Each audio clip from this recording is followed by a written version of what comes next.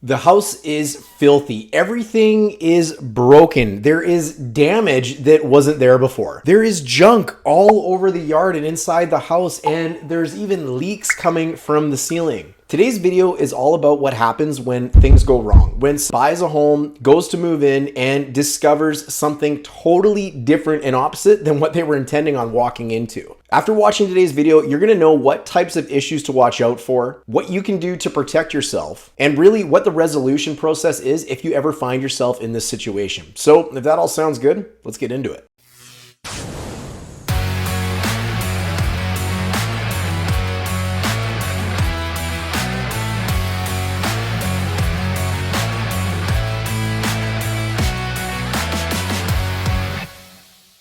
I will be the first to admit that I have had some nightmare, absolute horror story possession, to the point that if you've never seen a video that we put out in about 2021, I'm going to suggest you go watch it. This was literally the worst, craziest, unbelievable possession of a property I have ever had for a home buyer of mine that had purchased a new home for them. We're talking about things like family showing up and yelling at us in our face, people having their cell phones out to have a video recording of what was going down. We're talking about things like the police showing up. I believe there was 4 police cruisers at the time who attended the scene just because it was so chaotic. If you want to check out that video, we got a link to it down below in the description where you can find it. But what happens when a buyer's expectations aren't met? What happens when the home is dirty or something is broken or there's junk everywhere? What do you do, and how do you protect yourself as a would-be home buyer? It all really starts with a well-written contract. It's worth mentioning that in the standard contract that most real estate transactions use when property is transacted in BC,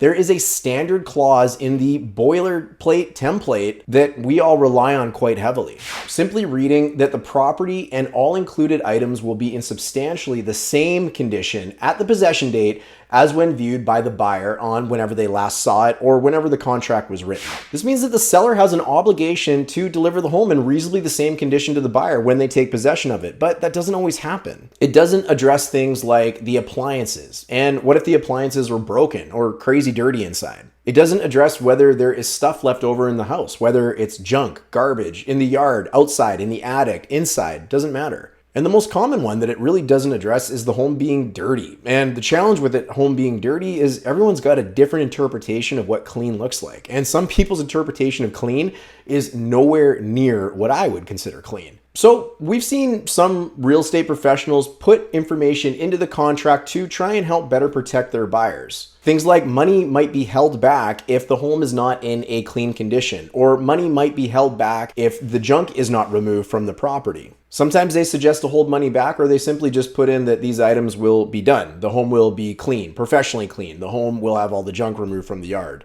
One of the problems with this is there's no arbitrator of this process. There is no third party who goes into the home and says, yes, you are correct, the home is still dirty. Or no, we agree with the seller. The home is actually quite clean and your interpretation of clean is too high. There's no set schedule of what needs to be clean. So if you move in and the tops of the cupboards in the kitchen are not wiped down, an area that normally wouldn't be seen whatsoever by anybody, does that make the house dirty? What about the blinds being dusted? What about the thresholds for the doors and the windows? Do all those need to be done as well? Without a third-party arbitrator deciding kind of what is right and what is wrong, this creates a lot of room for issue. So what can you do to get ahead of this? What can you do to make sure that this never becomes a problem for you if you're buying a home? A few tips and tricks that we've used over the years is pretty simple. Number 1, budget for professional cleaners, and considering adding that the seller of the home you're purchasing has to splurge for professional cleaners and provide you with a receipt prior to the completion of the property. Failure on their part to provide you with a receipt could result in your lawyer not giving the full proceeds of the home to that home seller, which in turn would allow you to have the home professionally cleaned and submit the damages to your lawyer, who can then take that money off the price of the contract. However, your contract has to be really well written to allow for that. Most of the time, this turns out really well though, and works out in favor of everybody. However, not all cleaners are created equal either, so keep that in mind. The next tip I have is to walk through the home in advance. Prior to completing on the property, if you and your realtor are able to go back to the home just a few days before completion and identify any junk or any issues that you see with the home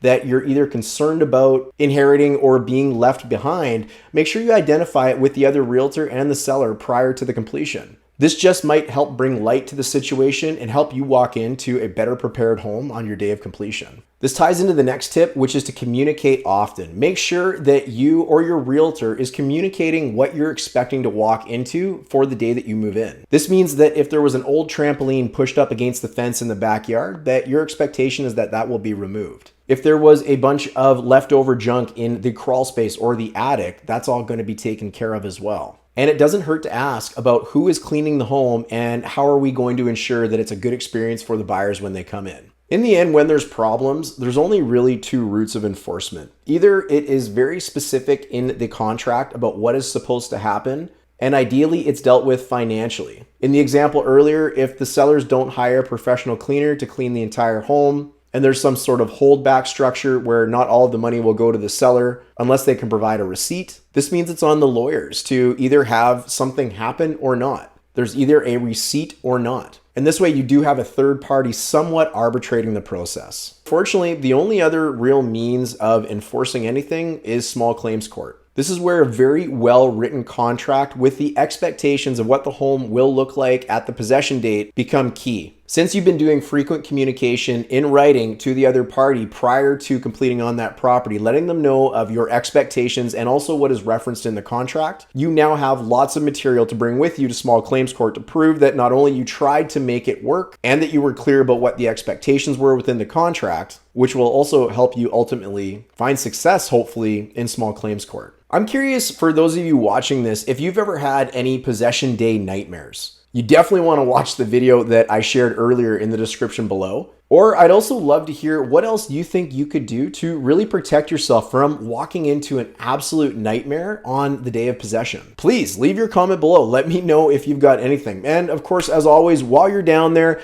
make sure to check out all of our great collateral for anyone looking to either buy a home or sell a home. We've included a ton of free information to help put you in a better position to make your plans come true. Hey, look, I want to thank you for watching today's video. Don't forget to subscribe, and we'll definitely look forward to seeing you on the next one. Cheers.